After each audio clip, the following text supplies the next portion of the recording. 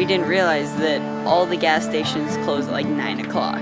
When we were driving on the ice, it caved in and we went down. He said, I'm going to get you back for this. They both got out and were flying around. We love stories!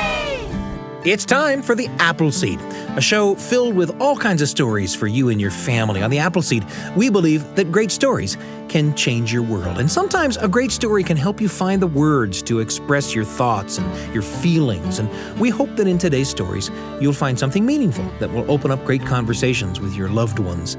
I'm your host, Sam Payne. And today we've got an hour of stories for you about, well, let's say, stepping up into who you really are.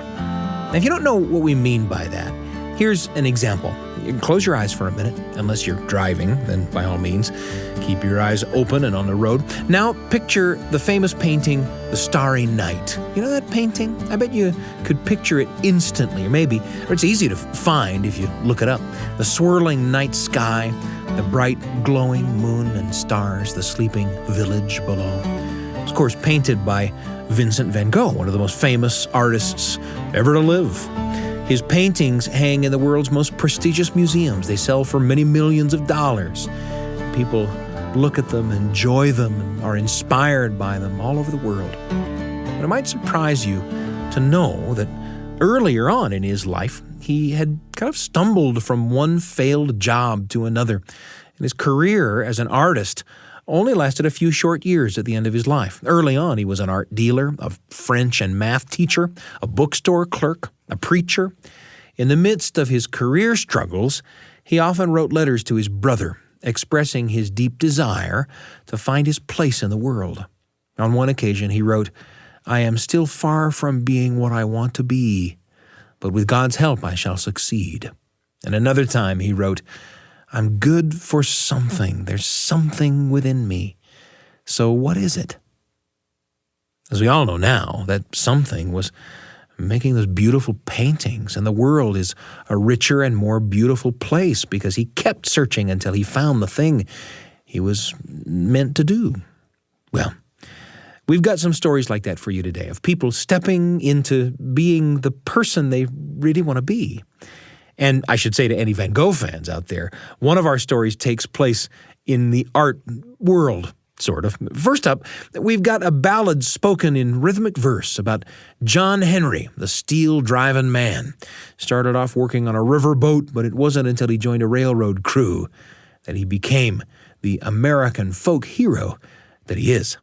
So John said, I'll take the test, for all these men have worked hard all across this land. Because before I let my steel gang down, I'll die with a hammer in my hand. Yes, he did. Just a tiny bit of Hammers of Steel rang out.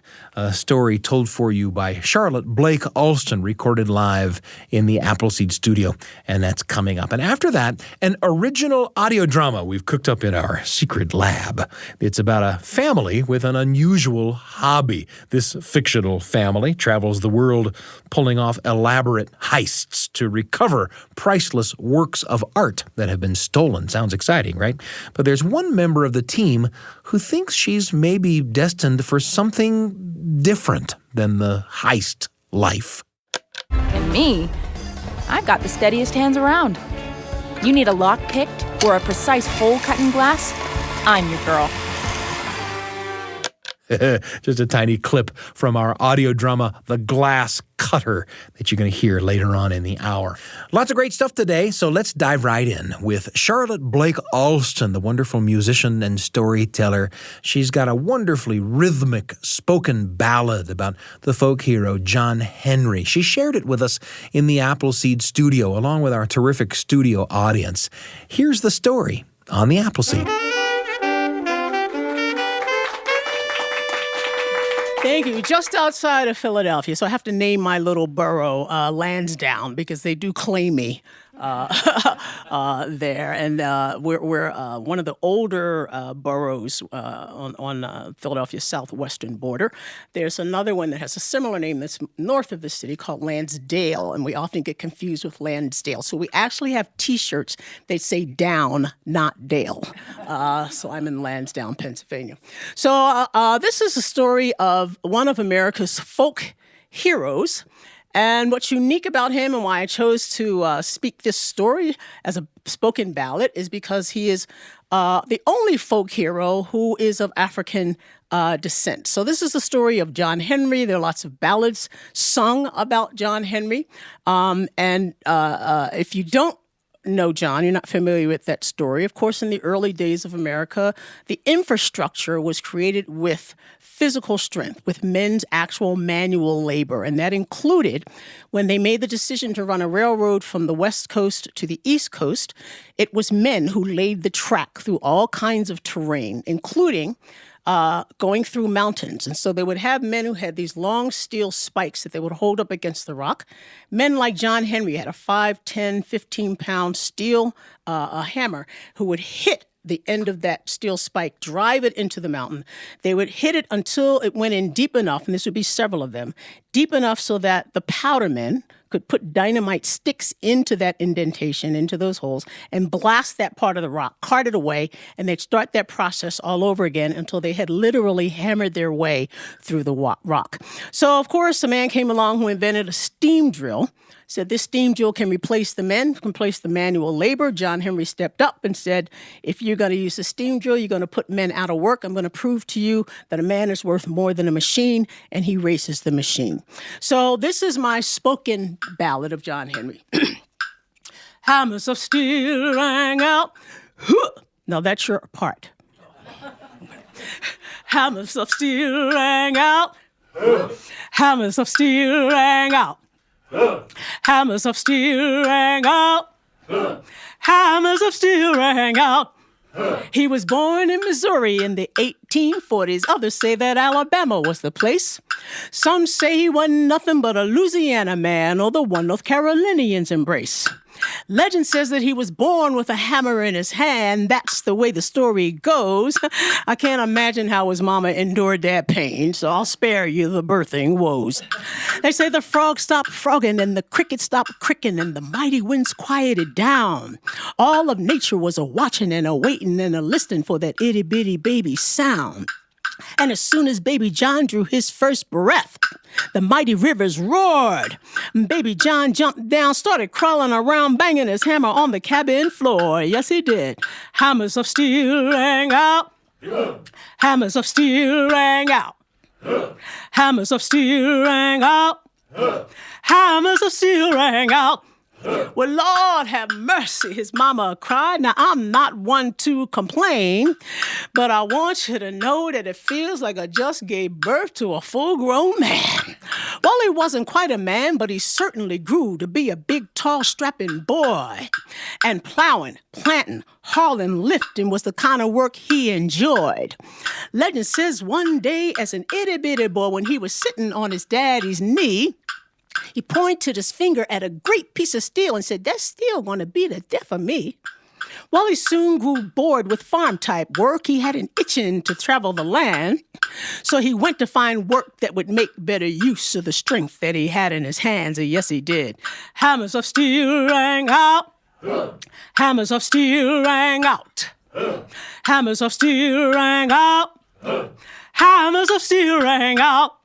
Well, he got a job working on a river boat, and that suited his fancy just fine. And soon his story was being told all up and down the riverboat line. For one dark night, one stormy night, the riverboat paddle wheel broke. We're taking on water, the captain cried. We got to bail to stay afloat. Well, young John Henry jumped on the deck, eased across a wooden plank. And before you could say, great God from Zion, he jumped down onto the paddle wheel crank. Well, he pushed, pulled, moaned and groaned, and the paddle wheel started to turn. John Henry pushed that riverboat back into port by the crack of dawn. And yes, he did. Hammers of steel rang out. Hammers of steel rang out. Hammers of steel rang out. Hammers of steel rang out. Well, after spending some time on a river boat, he was yearning for a bigger test. He heard men talking about railroad tracks being laid from the east to the west. They're laying track across prairies, rivers, plains, gonna blast through the mountain's core. John Henry got excited, thought to himself, this is the challenge I've been waiting for.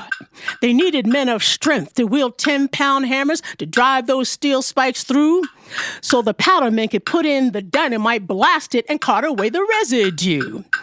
Well, they reached the mountain, and that was the place where Big John's true test began. But all he was thinking was, it feels so good to have a hammer in my hands again. And yes, he did. Hammers of steel rang out. Hammers of steel rang out. Hammers of steel rang out. Hammers of steel rang out. Well, the men start singing and the hammers start swinging, and they swung those hammers all day. Each crew worked hard and fast as they could, but John's steel gang led the way. Nobody had ever seen such a man like John. He did the job of 10 strong men. And from the owner to the foreman to the water boy, everybody was in awe of him. But one day, a man showed up, told the boss, I could save you time. This brand new steam drill could do the work of all the hammers on the steel gang line. Well, John spoke up. I don't know about that. These are good, hard-working men. They've laid track for you all across this land, and they'll be loyal until the end. No matter how hard-working they might be, there's no man who could beat a machine. And I dare anybody to challenge the thought that he could beat a drill powered by steam. See, this here man didn't know John Henry, hadn't heard about the paddle boat wheel, and there was nobody better than Big John Henry at swinging those hammers of steel. So John said, I'll take the test, for all these men have worked hard all across this land. 'Cause before I let my steel gang down, I'll die with a hammer in my hand. Yes, he did. Hammers of steel rang out. Hammers of steel rang out. Hammers of steel rang out. Hammers of steel rang out. Well, the stage was set. The Big Bend Tunnel was the site of the big showdown. One look in John's eye, and you knew he was not gonna let his steel gang down. Come on, Lil Bill, grab them steel spikes. You and me's got work to do. Bill shook John's hand and said, there's nobody that I'd rather do this with than you. It was on John's back that the jobs of all these hard-working men would ride. So he calmed himself and prepared to hammer until the belly of the mountain sighed. Lil Bill grabbed one of the handheld spikes and placed it against the rock. John Henry picked up a 10-pound maul and prepared to race the clock. The men stepped back to watch. There was so much tension in the air. You could cut that thickness with a knife and still have more than your share. Well, they got into position, side by side, the steam drill and the man. Bill heaved a sigh, tightened his grip, steadied the steel spike with his hands. The foreman called out number 1. The operator's hand started to twitch. The foreman called out number 2. The nervous hand went towards the switch.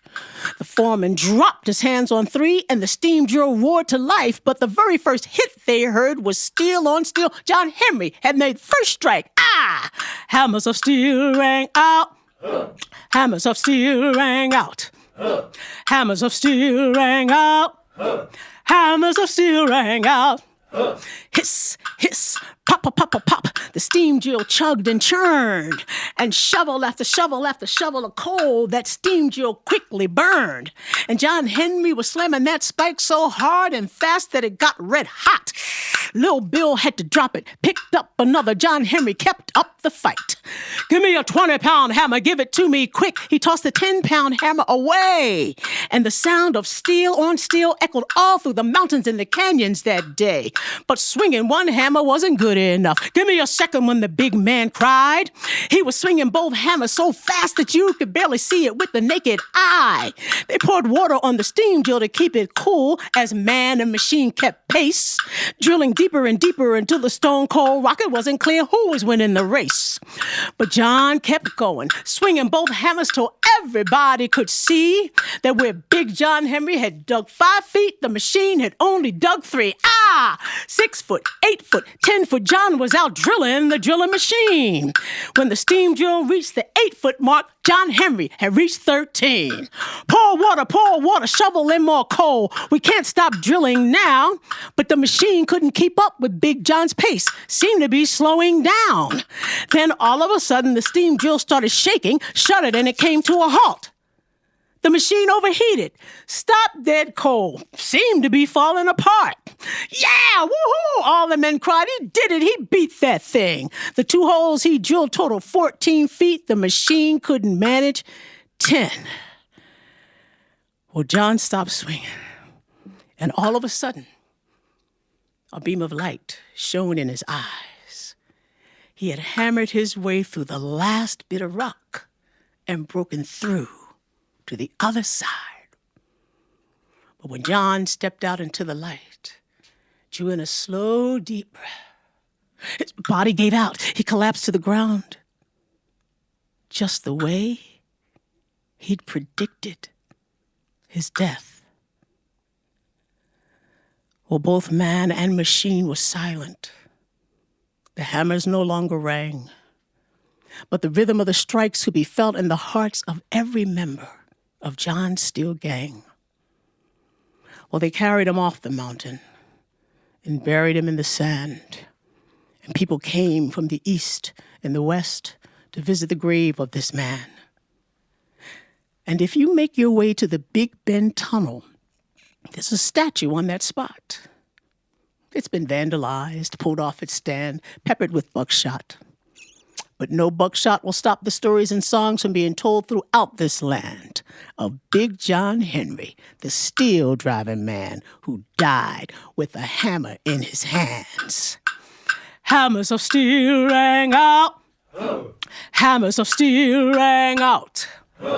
Hammers of steel rang out. Hammers of steel rang out. John Henry, leader of the steel driving gang. Huh!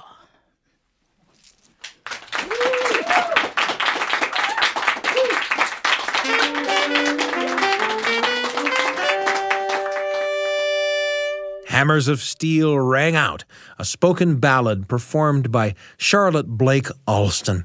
In just a moment, a little talk back with friends about that story, followed by an original audio drama about a family that pulls elaborate heists together. You won't want to miss a word. I'm Sam Payne.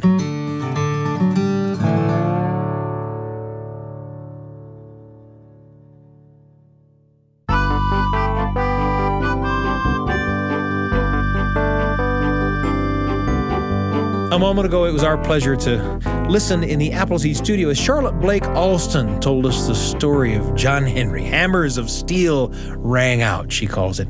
And it's a pleasure to sit around the desk with our producers, Dr. Brian Tanner, Dr. Heather Bigley. Guys, thanks for joining me. Hello. Great to be here. Let's talk about John Henry. Let's talk about Hammers of Steel Rang Out. Where did this story take you guys? When you look at who the historic John Henry is and how, he was born into slavery. People think that the historical figure was probably on a prison chain gang because of the black codes of Reconstruction that very quickly, sort of re-enslaved black men without calling it slavery. Sure. And yet here is this person who has all these horrible constraints put on him, and he shows that he is strong and driven and hardworking and brave, and he's got the heart of a hero.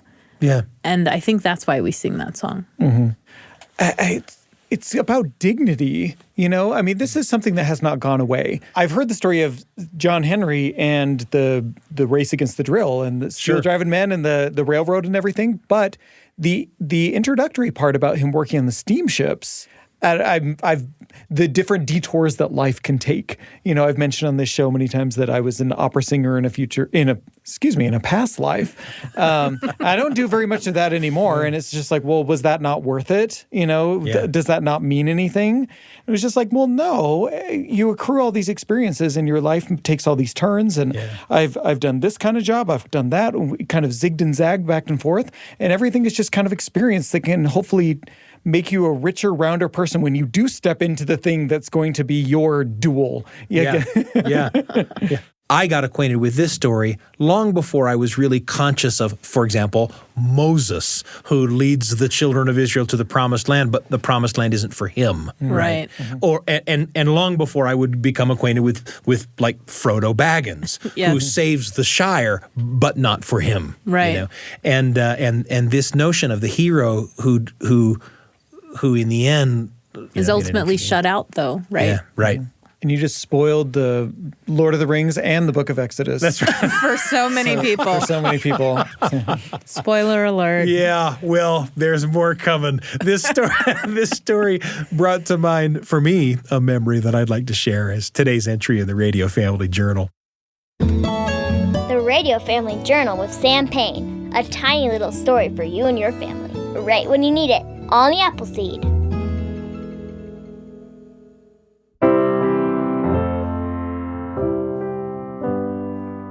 You know that phenomenon where you've read or heard a story and you think you know the story and what it means, and you feel like whatever effect it's going to have in your life, it's kind of already had, and then you stumble on the story again, sometimes years later, and it seems to speak to you in a whole new way.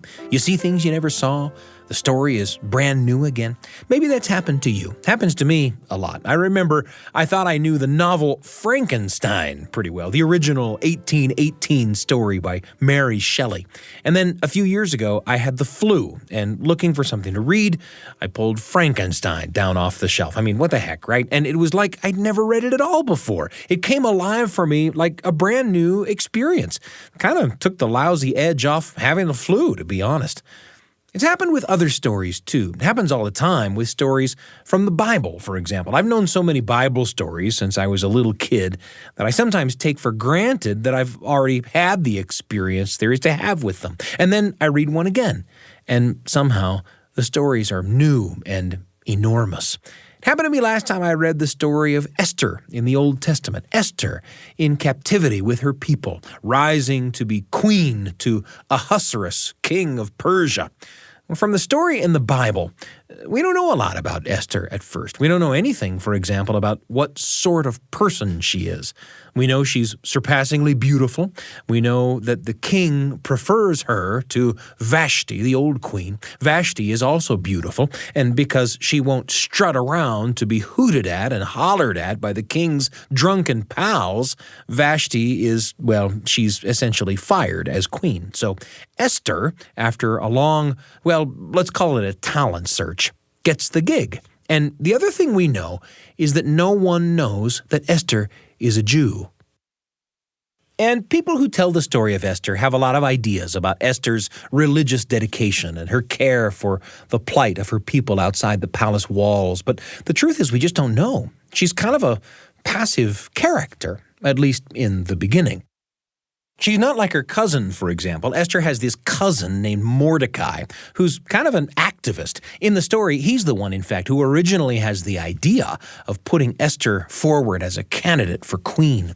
And there's this subplot in the story in which Mordecai foils an assassination attempt and receives royal honor for it. And there's a prince close to the king named Haman who burns with jealousy that Mordecai is honored like that. It's all super palace intrigue-y, but Esther isn't much a part of it, not really. And in fact, in this kind of important moment when Mordecai refuses to bow down in reverence to Prince Haman, Haman hatches a plot to get the king to sign off on the killing of all the Jews in the kingdom. And the king does sign off on it. I mean, it doesn't happen yet, but the king does sign off on it. That's all going on while Esther is busy being queen, though she doesn't really know it's all happening. She doesn't know it's happening, that is, until she hears the cries of mourning in the city outside the king's gate. including the cries of her cousin Mordecai. And she sends an emissary to learn why everyone is so sad. And the emissary brings word from Mordecai back into the palace. And that's how Esther finds out that her people are doomed to be killed. And Mordecai wants Esther to go and talk to the king about the killing decree. And that's terrifying to Esther. After all, it's unlawful to go and talk to the king without a summons. And we're talking about King Ahasuerus, who fired the last queen just because she wouldn't show off her beauty on demand. And of course, this would probably mean Esther would have to come out as a Jew, too. And she's terrified. You'd be terrified, too. I'd be terrified, too. And then Mordecai says the thing that's really the whole reason I'm telling this story at all. Or rather, he sends the emissary back to Esther with this message. He tries to give Esther the courage to do something for her people by saying, "Who knoweth whether thou art come to the kingdom for such a time as this?" Essentially, he says, who knows? This might be the very thing you came here for. And that moment is the hinge on which the whole story turns. Esther, who until this time, let's face it, hasn't done much in the story, steps up all by herself, risks her life by going unsummoned to the king, eventually telling him that she's a Jew and asking him if she's found any favor at all in the king's sight, that her own life be spared and the lives of her people. Esther, content during the whole story so far simply to be queen, to keep her identity a secret and just be queen, catches the vision of who she might be, what she might do, and she does it, and her people are saved. It's a great story, right? And the last time I read it, it came alive for me in a new way. Almost at the moment I put the book down, I started noticing circumstances in my own life, times when problems would come up around me or around people I love, times when before I might have been tempted to say, golly, I hope someone takes care of this. But now I'm tempted to look at myself and say to myself, as Mordecai asks the emissary to say to Esther, who knows? This might be the very thing you came here for, Sam. Friends suffering cruelty or prejudice at the hands of bullies, who knows? This might be the very thing you came here for, Sam. Daughter in need of comforting or even just a sandwich during an illness, who knows? This might be the very thing you came here for, Sam. Litter box needs scooping? Who knows? This might be the very thing you came here for, Sam. I'm being a little smart alecky here, I guess, but for sure, the story of Esther has become kind of an important tale for me. After all, if you don't do stuff, how will anyone know who you really are? The Radio Family Journal with Sam Payne. A tiny little story for you and your family, right when you need it, on the Appleseed. Thanks for joining me for that entry in the Radio Family Journal. We always hope that the stories that we bring you here on the show spark memories and thoughts for you that you can share with the people that you love. That kind of storytelling can make for memories that last a lifetime. A pleasure to talk about Hammers of Steel Rang Out, that version of the John Henry story told for us by Charlotte Blake Alston, performed in the Appleseed studio before our terrific live audience. And, of course, Heather Bigley and Brian Tanner around the desk talking with me about it. Guys, thanks for joining me. Hey, thank you. Thanks. Lots more coming up on the Appleseed.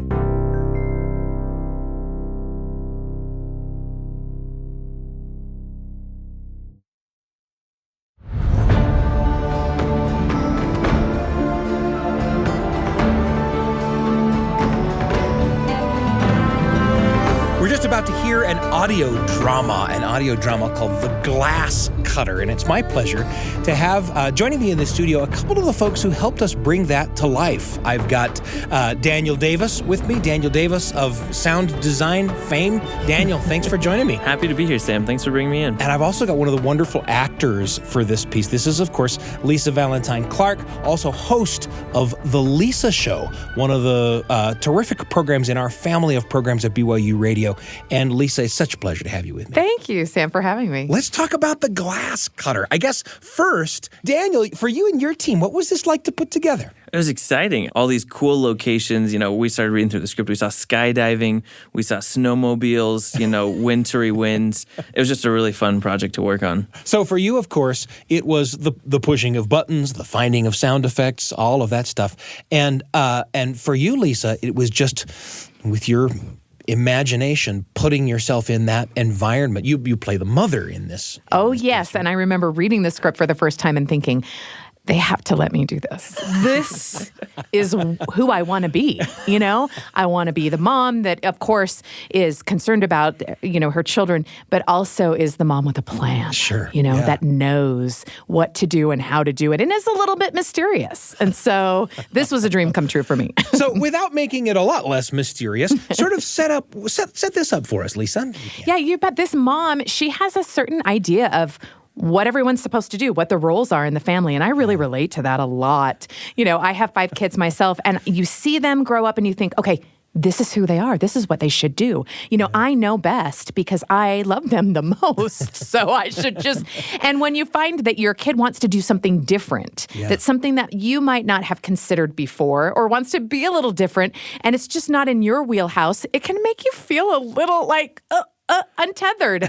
And in our best sort of desires as parents, right, to lead and steer and guide our children, sometimes we get in their way of being who they really are. And so I like this mom because she's real and she struggles with it in real time with a specific set of skills that I don't want to, necessarily, give away.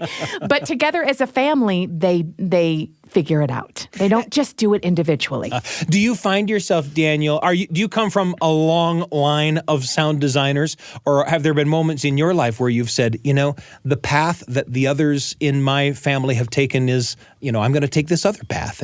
Was that a moment for you? Yeah, it was. Well, and for me, my parents were always just a little bit hands off. They never told me I shouldn't do this, but they also kind of never pushed me to do, sound or music or these things that I engage in. Yeah. It was always sort of, whatever floats your boat, man. Good luck out there.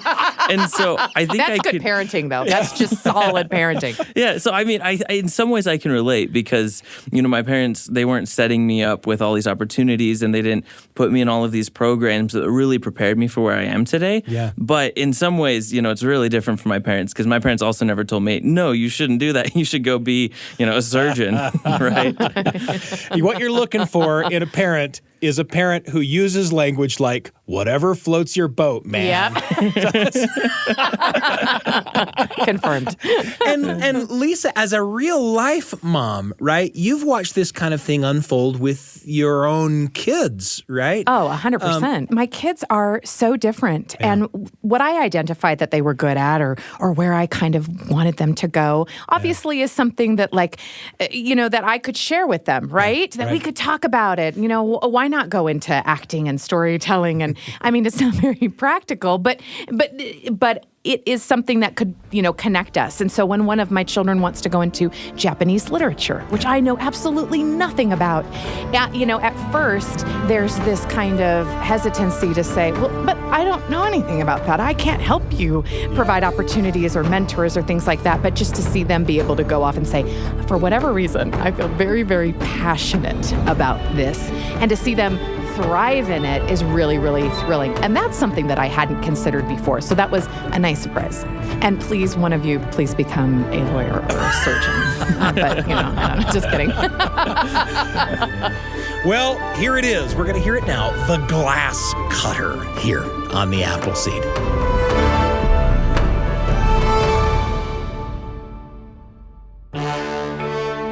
All right, everyone, let's go over the plan one last time. Helen and Dad crawl through the northwest air duct until you reach the fortress's gallery room. Wait to remove the grate from the wall until precisely 3:17 a.m. when... The guard heads down the south corridor, and we can drop out of the vent unseen. It's essential that Jackson remotely disables the security cameras and alarm system just before you enter the room. Once it's disarmed, you have exactly 5 minutes to recover the artifact before the guard returns. Helen will take the glass cutter and... Helen? Helen, darling? Helen, Helen! Sorry, what? Honey, have you even been listening? This is a very important mission. It's the first time the location of this antiquity has been known since it was first stolen 50 years ago. We need you on your A game. What were you listening to anyway? Oh, nothing. Just doing some Duolingo in case we run into the Italian guards. The audiobook of Dr. Dexter's Abdominal Surgery Guide? Oh, pumpkin. What are you talking about? I can see it on your phone, sitting there on the table. Oh, Helen, you promised us that you'd forget all this surgeon stuff and focus on what's really important. Recovering stolen artworks and antiquities and returning them to their proper home. Helen's in trouble. Helen's in trouble. Jackson! I can't explain. How do I explain? As you might have guessed, we're not your typical family. We come from a long line of art thieves on my dad's side. But in college, he met my mom in an art history class, and she taught him that great art should belong to the whole world. Now we track down stolen works of art and return them to their rightful owners. Honestly, we're a pretty great team.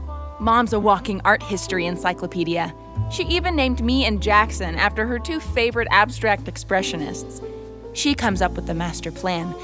Tonight, we're going after the legendary sarcophagus of Akhenaten. This priceless Egyptian artifact was stolen by the notorious Brunelleschi family, and they are displaying it in their secret fortress, high in the Dolomite Mountains. Dad's the muscle. There are no metal bars too strong or Rodin's too heavy for him. Just one sarcophagus? That's like a night off for me. Are you sure there's not some canopic jars to recover while we're at it? My brother Jackson's our computer and gadgets whiz. Are they joking with this security software? I guess these thieves are more interested in crypts than encryption. Access granted. And me, I've got the steadiest hands around. You need a lock picked or a precise hole cut in glass? I'm your girl. I was happy enough with my life. The missions were great family bonding time, and I understood my place in our family. But something happened a few years ago when my parents made me do one of these online masterclass type courses to bolster my heist skills. When it comes to engaging with a monologuing villain, there are two schools of thought. While doing that course, I saw a thumbnail image for a different course in the corner of the screen. It showed a pair of rubber-gloved hands holding a scalpel. Those hands awoke something in me. They looked so competent, so skillful, so like mine. I clicked on it, and a woman appeared on my screen. Dr. Amber Dexter, a legendary surgeon. The secret to being a great surgeon is great hands. Even the bluntest tool can become a precision instrument in the right hands. I knew right then what I was meant to do with these magic hands. But when I told my parents, it didn't exactly go as planned. Here's how it went down. A surgeon? What? What's wrong? Helen's in trouble. Jackson! Helen's in trouble. Knock it off, Jackson. Nobody's in trouble. Helen, what is this chart on the wall behind you? Right next to Mom's favorite Vermeer print? That's our family tree. Sorry to butt in, but actually, dear, that's a Van Dyke. Mom. I know. Same country, same time period. Easy mistake. Good guess. Good guess. Yes, that's our family tree, Helen. You know our family's history. We come from 8 generations of art thieves. You mean master art thieves? Correct. My father took me on my first heist when I was about Jackson's age. He gave me the glass cutter you now hold in your hand, which he had received from his father. My father was convinced I could be a master glass cutter, but my hands were just too unsteady.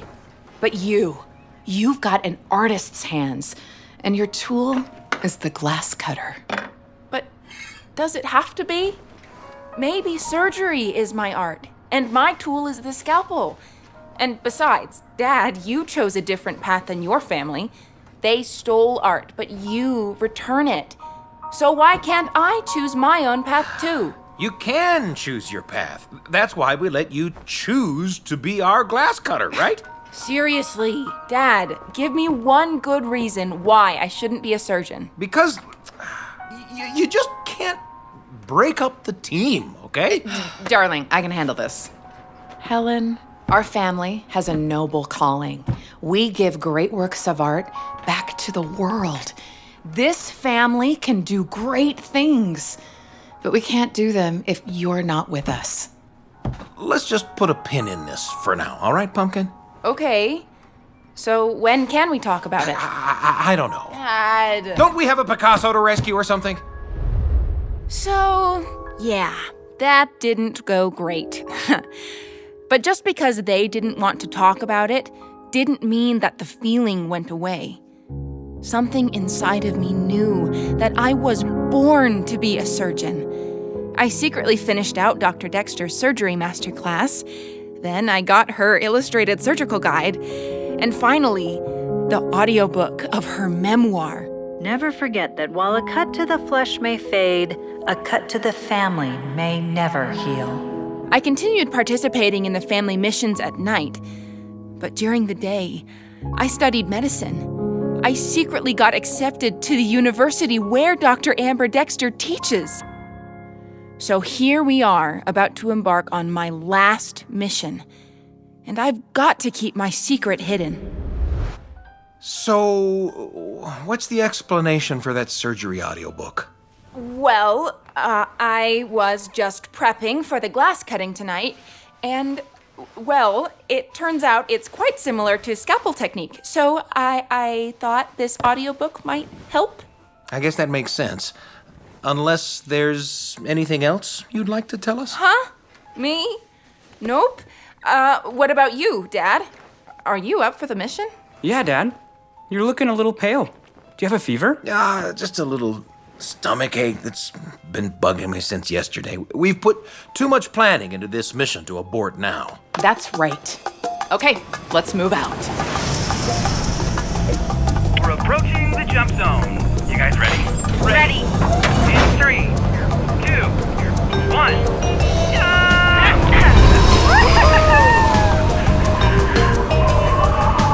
See that ridge over the north face? That's where the fortress is. Copy that. Nice night for a jump, right? Aren't the Dolomites spectacular? Incredible. I'm going to miss this. Miss what? Miss this moment. Like, after it's over. It kind of reminds me of our first jump. Yes. The Himalayas. It was the Andes. The Cezanne and Cochabamba. Oh, how could I forget those magnificent brushstrokes and bold use of color? We rode tandem. And though you acted brave, I could feel your heart pounding. But after landing, those magic hands of yours were as steady as ever, cracking that safe. Speaking of landing, right. Head for the watchtower in the northwest corner. Stay low to avoid the guards on snowmobiles and stay clear of the searchlights. That's just the kind of amateur move Helen would pull. Oh, yeah? Well, don't accidentally hit the ejector seat when you're flipping your switches up there. Knock it off, you two. But that's a good reminder that if things go wrong... Which they never do. But just in case, just call out a code red and Jackson will get you out of there in no time. Copy, Mom. Landing in 3, 2, 1. Dad! Honey, is it your stomach again? It's fine. You look paler. It's this brisk mountain air. All right, we're making a break for the watchtower. I'm a little slow tonight. I'll catch up to you. Dad, the searchlight! Duck! That's it. I'm calling a code red. Don't listen, Jackson. The mission is still on. Honey, that was too close. All that groaning is going to attract the guards. Are you sure you're okay? Stop asking me. I'm fine. What's next? Near the base of the tower, there's a door to the main ventilation control room. They were surprisingly lax with their security over here. I guess they didn't count on anyone parachuting in from the back. The door does require a passcode, but Helen's just going to simply rewire it. Red wire, green wire goes here, the black one over here. Voila! Magic hands, I tell ya.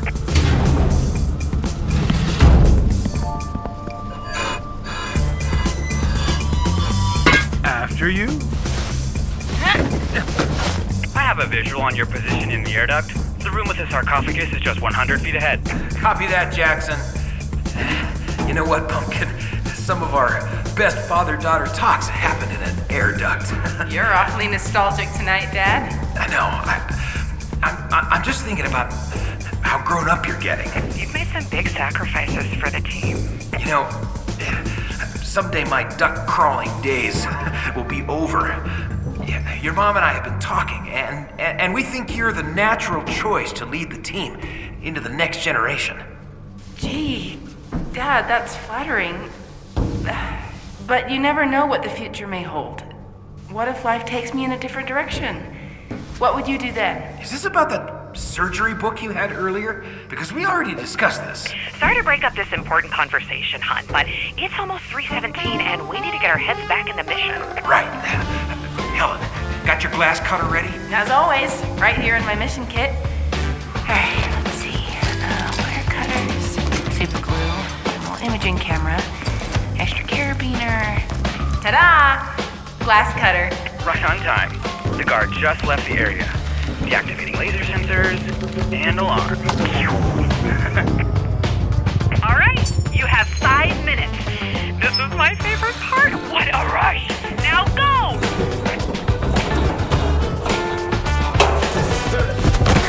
Dad, darling! Over there! That glass display case!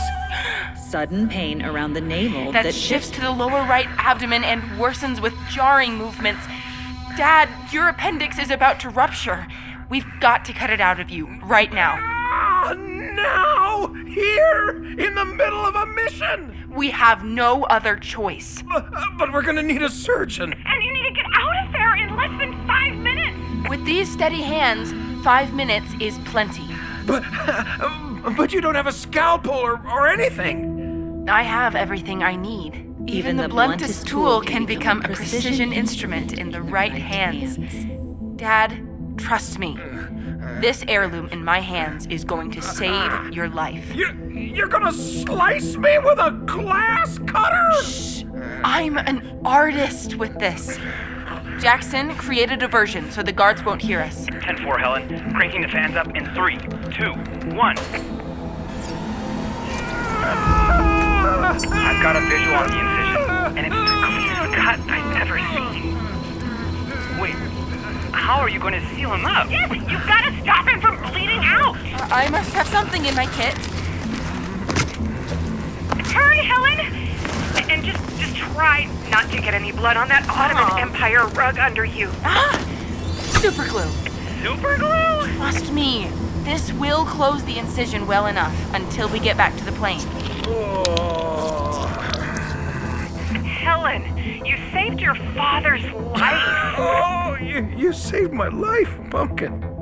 How did you know how to do that? This is a lovely moment, but we've got more urgent issues right now, like the guard that's coming back in 1 minute. But we'll miss our chance at the sarcophagus. Knowing you're safe is more important than some artifact. Jackson, I'm calling a code red. Confirmed. Get Dad to the safe zone and I'll be there right away. Let's get you home and stitched up, Dad. All right. Okay. Come on.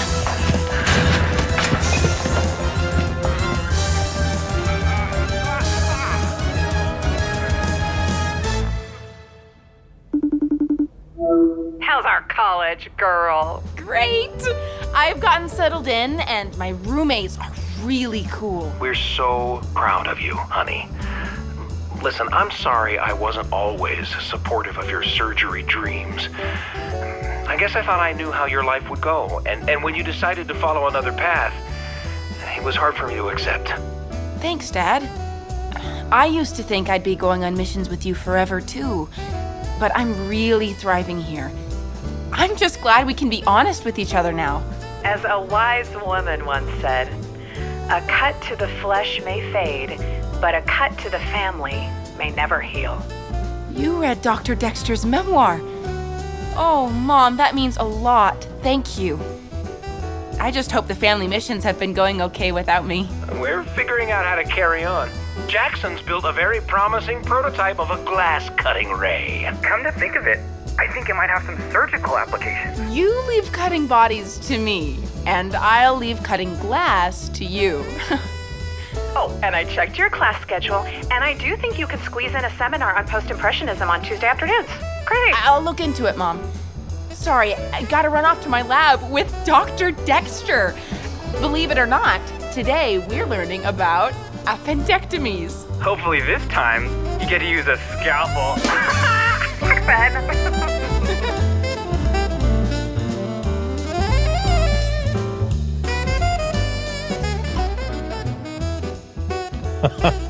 The Glass Cutter, an original audio drama cooked up in our secret lab here on the Appleseed. Speaking of our secret lab, I kind of have sort of the head of that lab behind the microphone with me, Daniel Davis. Daniel, what a great ride. I mean, we talked before we played the audio drama. We talked about some of the things that people were going to hear. And that, again, what a ride. Oh, man, so exciting. I think that we just had a great time with this one. We could really let loose when they're on this mountain slope and it's high stakes and there's this fortress they're breaking into. Yeah. And oh boy, were we excited for that. I mean, those sorts of things in the sound world, we just love them because they're so interesting. Yeah. And a helicopter, you can hear that moving all around you, sort of panning around your head, and you can hear it come, you can hear it go. And those are the things that make our job really, really interesting. So I would just say that it's such a pleasure to be a part of a project like this, that, professionally, you go into the studio and do it, and then you listen to it with all the sound design, and you're like, wow, that is amazing. And it really puts you into this moment. And I just appreciate, as a parent, sometimes mothering feels so isolating, right? Like we just think, well, nobody understands my situation with my particular kid in this moment. And for privacy and love of our kids, it's hard to sort of share that all the time. So when you can hear something that sounds familiar, when there's a moment where you like, oh, I know what that feels like, to kind of let go a little bit, to kind of let your child see what they can do on their own without the training wheels. Oh, when we can connect to that, it makes us feel a little less alone. And it also gives us a little bit of a reason to sigh and saying, no, this is good because I've seen this, I've heard this story, I know how it ends. And it's a little bit more connecting that way. It's really encouraging. It's kind of interesting. It's a testament to the power of storytelling, isn't it? That something like this could leave you saying, yeah, maybe somebody does understand the kinds of things that I'm feeling as a parent or as a child. That's what great stories do for us. And of course, on the Appleseed, we believe that great stories can change your world. Daniel, Lisa, thank you so much for joining us. Thank you, Sam. Thank you. Before we go, we wanted to say thank you to those of you who have taken the time to send emails to the show or leave a thoughtful review on your favorite podcast platform. We found a review on Apple Podcasts from a user called Kelly Princess 235. The review says, I love the stories on the show. They're always so fun, easy to follow, and are a great way to ensure that I have a great day. Thanks for that kind review, Kelly Princess 235. We really love hearing from you. And when you leave a rating or a review on a podcast platform, it helps people find the show. You can also send us a note by email at theappleseed@byu.edu. Again, that's theappleseed@byu.edu. We love to share the notes that people share with us. So who knows, we might just read yours on the show. We're pleased and proud to be among the many shows in the BYU Radio family of programs, and you can find this episode or any episode from our archive on the BYU Radio app at byuradio.org/Appleseed or by Googling the Appleseed Podcast. I'm Sam Payne, and I can't wait to be with you again on the Appleseed.